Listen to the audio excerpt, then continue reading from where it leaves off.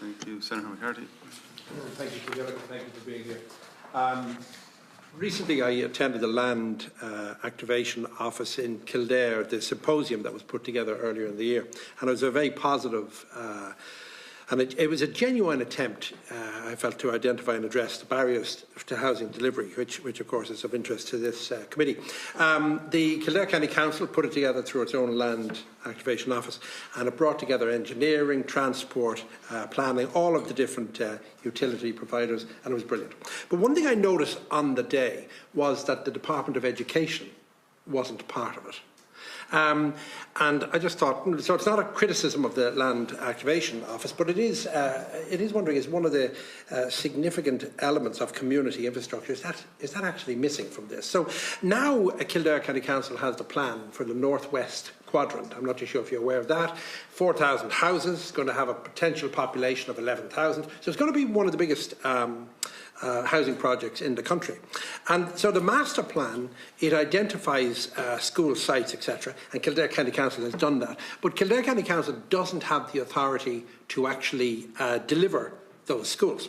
So I'm just wondering, how does the Housing Activation Office engage with the Department of Education to ensure that school provision is planned alongside? Because I think that's one of the, certainly in my own hometown, it's one of the key issues at the moment. Yeah, thanks, Senator.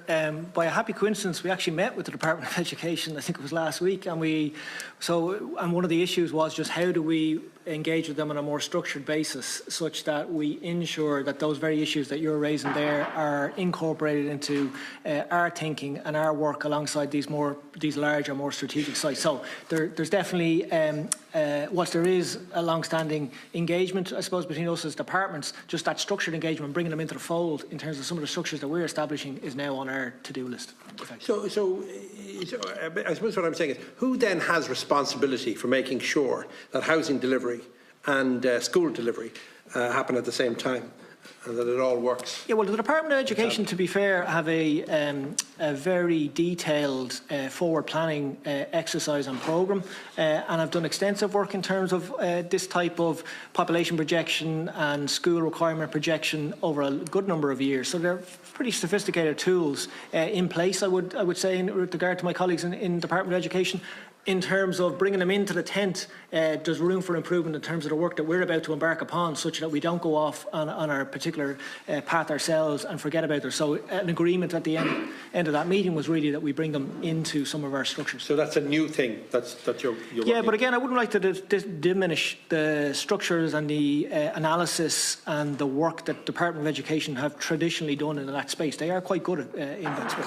Okay, that's good to hear. And are they on any of the national structures regarding the Housing Activation Office? They're about to be brought in, Senator. They're about to be brought in. Okay. Can I ask you, what is the most commonly escalated issue that's been brought by local authorities to the Housing Activation Office regarding housing delivery? Yeah, so I suppose it's a slightly different angle to the question that Deputy Hearn asked me, which was more kind of the types of infrastructure that were being flagged to us. In terms of the types of issues, and the answer to that one was largely roads. In terms of the types of issues that are being flagged to us in terms of firefighting, it's largely utility provision and connections.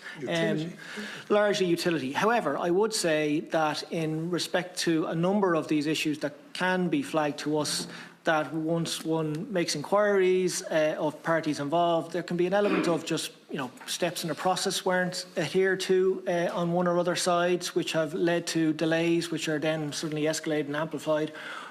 Or I suppose another aspect to it is just communication is really, it seems to be an important issue. Communication between departments? Or? No, communication between, I suppose, investment programmes or progress on particular projects and how they are communicated to relevant stakeholders, be it local authorities, be it the relevant local home builders, etc., in a particular area. So again, it goes back, I think, to Senator McCormick's question to me about regional structures.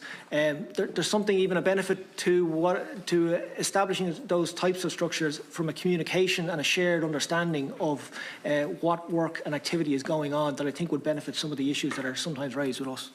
Okay, it's interesting when you say utilities, because I thought the answer was going to be something like transport, infrastructure, schools, etc. So utilities are the issue. Last week we had a meeting with MEPs, and they spoke about how Ireland has the exact same European laws as our fellow partners in Europe, and yet our planning structure seems to delay or doesn't work as fast as it should, and there are questions for us to ask ourselves within this country. Have you anything to elaborate on that?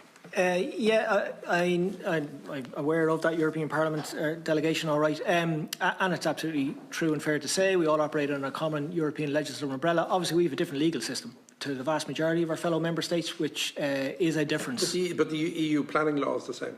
But it's interpreted in a common law system here and a civil law system with our fellow member states, so that is a difference, and it shouldn't be underestimated. However, again, questions earlier on have raised the accelerating infrastructure work, and planning reform is a key plank of that, which has been led by our department, and there's a huge amount of work ongoing in that area, including in the areas of judicial reviews. There's a new Planning and Development Act, Amendment Act coming in before the summer, so there's a number of steps that are being taken in terms of improving the timeliness and the cohesion, I suppose, of the planning system here in Ireland, which should address some of the frustrations that have been identified in recent years with elements of it.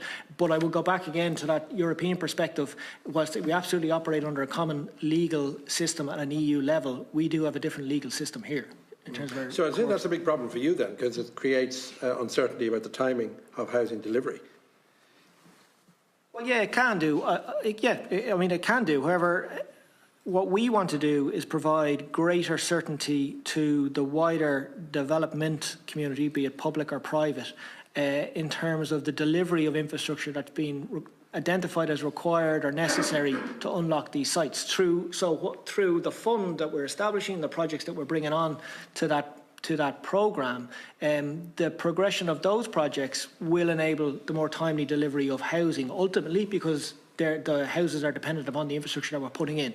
The improvements that are being made and led by both ourselves and Deeper then in terms of their work should speed up the progression of the infrastructure that we're looking to put in place, so you get to a better place end state at the end of it. Okay, and finally, just as I finish, the government numbers for housing completions by the year end, are you optimistic or pessimistic that they will be reached?